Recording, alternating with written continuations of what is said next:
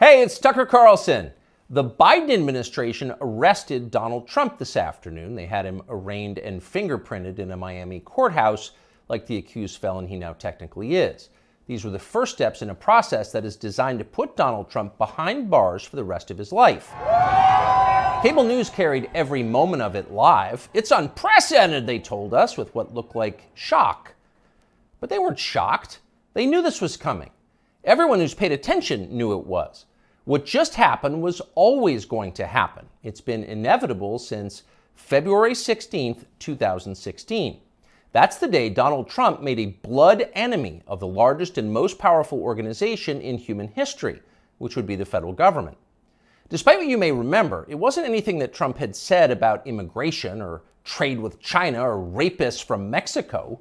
Those are the stories that dominated the headlines that year. Trump's a racist, they screamed. Stop him. But inside Washington, that was just noise. None of it really rated. Identity politics doesn't mean much to permanent Washington. What matters, then and now, is foreign policy. The invasions and occupations and proxy wars. The decisions that determine which global populations will thrive and which will die. The policies that come with trillion-dollar price tags. The ones that, over time, have made the counties around D.C. the richest suburbs in the world. In Washington, that's what actually matters. And it's obvious when you look carefully. When there's a debate about anything else, for example, the debt ceiling, both sides take their assigned positions and they start yelling.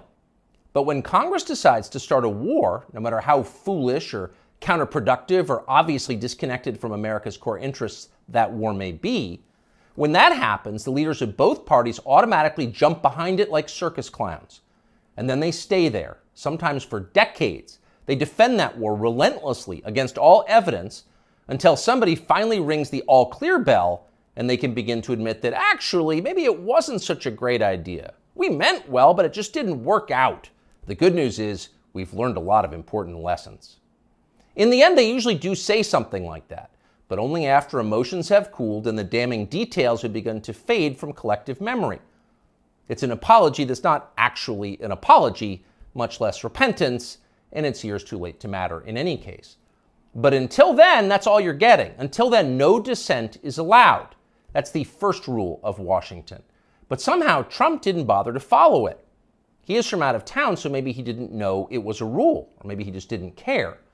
Either way, 7.5 years later, we can point to the precise moment that permanent Washington decided to send Donald Trump to prison. Here it is. It's from the Republican candidates debate in Greenville, South Carolina.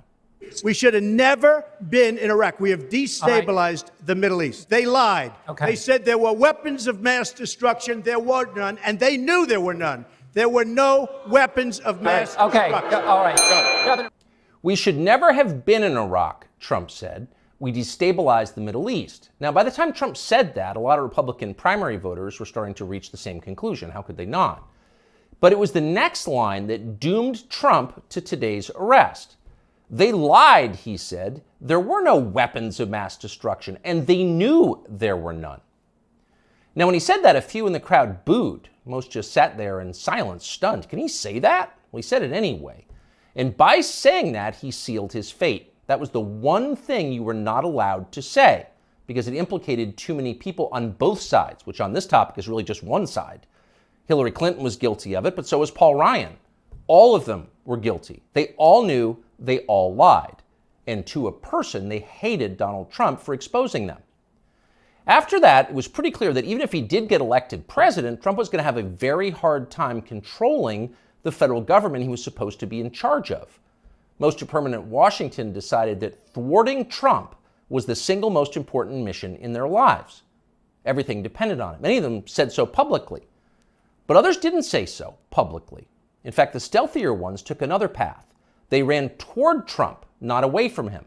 They sucked up to him. They ingratiated themselves with the man they intuitively understood was susceptible to flattery, which Trump is. And they did this in order to subvert his new administration from the inside. There were a number of these, and you could spot them immediately. They were flatterers. Invariably, the ones who flattered Trump the most hated him the most and disagreed the most strongly with his views. You saw them in the hallways of the White House and at press conferences. They were there slobbering over their boss with elaborate self-abasement, as if they were addressing a monarch or a god.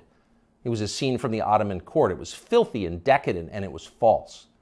Mike Pence, Nikki Haley, Mike Pompeo, Lindsey Graham in the Congress.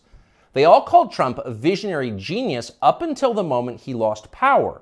And then they unsheathed their real agenda, as always the neocon war agenda, and they piled on with maximum force. Here's Mike Pompeo, for example, on Fox News this morning. President Trump had classified documents where he shouldn't have had them, and then when given the opportunity to return them, he chose not to do that for whatever reason. When somebody identifies that, you got to turn them in. And so that's inconsistent with protecting America's soldiers, sailors, airmen, and Marines. And if the allegations are true, some of these were pretty serious, important documents. And so that's wrong. May future historians hoping to unlock the mysteries of late Empire Washington study that clip, because it will reveal everything. That very same Mike Pompeo, the one who's sneering at Donald Trump on TV this morning, that guy served Donald Trump as both CIA director and as Secretary of State. Those are the two most powerful jobs in the federal government. And as he worked in those jobs, Pompeo promised, in fact, he swore, to support the president's agenda. Why? Because that's the way a democracy works. You vote for a candidate in the belief that his appointees will carry out the policies that you voted for. It's not about the president, it's about you, the voter. But Pompeo didn't do that. He didn't even try to do that. In fact, he undermined Trump's often stated commitment to peace and non-intervention abroad at every turn. His every waking hour was devoted to fomenting war in some faraway foreign country or other. Iran, Syria, Russia, North Korea, the list goes on. But rather than telling Trump that he disagreed with his ideas, as a man would, Pompeo toadied up to Trump, a man he despised, in the oiliest, most over-the-top way imaginable. Ask anyone who worked in that White House at the time. Who is the appointee most likely to tell Donald Trump on a daily basis that he was handsome, virile, sleek, and powerful? Mike Pompeo. That will be the consensus answer. Those of us who saw firsthand Pompeo's relentless kowtowing will never forget it. It was indelibly repulsive. No one with self-respect could do something like that. But Mike Pompeo did it effortlessly, with relish and verve. Now, this same person is telling Fox News viewers that he fears for the safety of our military, our soldiers, sailors, airmen, and Marines, in the approved phrase, because Donald Trump took some classified documents home and didn't immediately return them to the National Archives? What a lie that is. Mike Pompeo knows that's a lie. He spent his entire life in Washington. Washington is a city where internal memos about Labor Day are classified because everything is classified.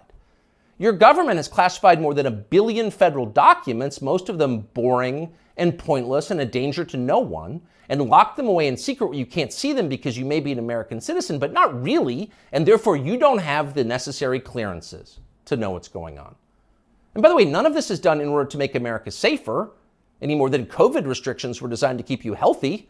No, it's a caste system. That's the point. And you're the untouchable in this hierarchy. Mike Pompeo knows that.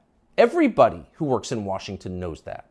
How many secret documents do you think Dick Cheney took home with him while he was running the Iraq War? How many did his wife read? She never had a clearance. We'll never know the answer because there is no chance Dick Cheney will ever be investigated or his staffers will be told to wear wires in his presence. He will never be indicted for this. Of course not. Dick Cheney is a neocon. Donald Trump is not. Dick Cheney supports war with Russia. Trump does not. That's the difference. The rest is just a distraction. The prosecution of Donald Trump is transparently political. He's literally Joe Biden's main political opponent. He's polling over 60% among Republican voters right now.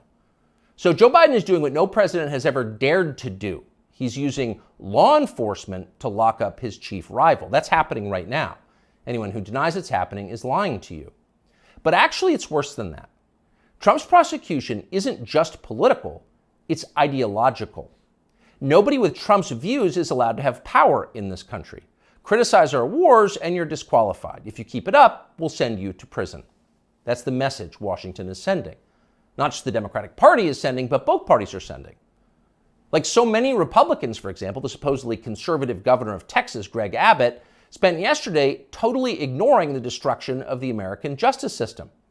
Instead, he signed a highly important bill called the Crown Act, which according to the celebratory tweet Abbott sent commemorating it, will, quote, prohibit discrimination based on textures and hairstyles historically associated with race. In other words, in Texas, cornrows are now protected by law. Having unapproved views about Ukraine is not. That's fine with most elected Republicans. They find Trump tiresome and embarrassing. Their donors hate him. They will not be sad if he dies in jail. But what about voters? What are they learning from this spectacle? Well, mostly they're learning that they have no power at all because nobody cares about them. But they already knew that. Unlike so many of our elected leaders, they have been to America recently. They know what it looks like. Have you seen it? If you've got a few days this summer, find out. Take a road trip and see for yourself. Drive 500 miles in any direction and then come home. How are things looking? Well, they should look great. The federal government spent $6.5 trillion last year. That's more than any government has ever spent, ever. So at the very least, you would expect pristine public roads. Oh no, that's not what you see when you drive around this country. There are potholes and Jersey barriers everywhere. Looks like Tegucigalpa before the Chinese decided to rebuild the infrastructure of Honduras. We don't have China buying our roads. So they're falling apart. You'd think the people you would pass on your road trip would look happy and prosperous. Again, this is a very rich country. But a lot of them don't. Quite a few appear to be strung out on drugs. You see them shuffling by shuttered storefronts in small towns. And you wonder, as you see all of this, where did all the money go? It's certainly not here. Well, it's in Washington. It's in Fairfax and Loudoun counties, and in leafy, perfectly manicured Northwest D.C. And of course, a huge chunk of it went to Ukraine, to Zelensky and his friends. Not because you voted for that. You didn't vote to give it to them. You never would. But because Joe Biden and his many allies, from Chuck Schumer to Mitch McConnell to Paul Ryan, and every single news anchor on all of television, all of them believe that Ukraine, its borders, its future, its infrastructure are all more important than the town that you live in. They sincerely think that, and it's obvious. Everyone in power thinks that, except for Donald Trump. Whatever else you say about him, Trump is the one guy with an actual shot at becoming president who dissents from Washington's long-standing pointless war agenda. And for that one fact, they're trying to take Trump out before you can vote for him. And that should upset you more than anything that's happened in American politics in your lifetime. Even if you don't plan to vote for Donald Trump, even if you would die before voting for Donald Trump, which is your right and a lot of good people feel that way, even still, the destruction of our democracy, which is the right of voters to support any candidate they want, even candidates who don't want war with Russia, the destruction of that should keep you up at night. Yes, Donald Trump is a flawed man, but his sins are minor compared to those of his persecutors. In this life, we don't get to choose our martyrs. We can only choose our principles, and America's are at stake. You often hear people say the news is full of lies. In Kennedy's motorcade, 239 people. The death of Jeffrey Epstein.